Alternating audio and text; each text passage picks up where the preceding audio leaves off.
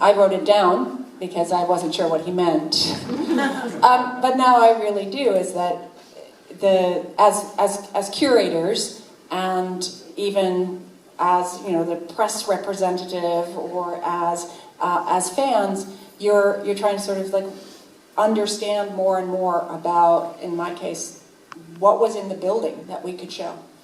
And then you end up curating, i.e. selecting, the best stories that you think will appeal.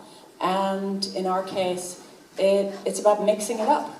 It's about having high notes and low notes, having high culture artworks, paintings, manuscripts, first editions, right next to tchotchkes that people recognize and feel accessibility with, because they can go out and buy them on eBay when they go home.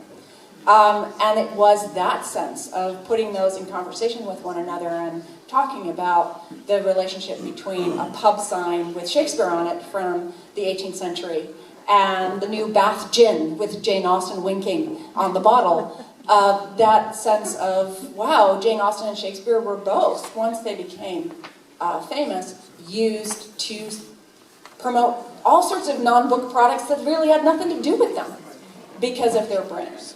And that seemed to appeal to people, that sense of everywhere they turned, there's a different kind of object. So about the range that this show was able to have, partly because we had loans from Goucher, the Morgan, the Library of Congress, the Folger's entire Shakespeare collection at its disposal, and Joan Doyle, as a JASNA member, gave us figurines, loaned us figurines. And there were a whole other host of institutions, the Harry Ransom Center, first editions, Emma Thompson loaned us things, Stephen Fry loaned us his copy of Mansfield Park. There were a lot of people involved, and I think it was the variety of material.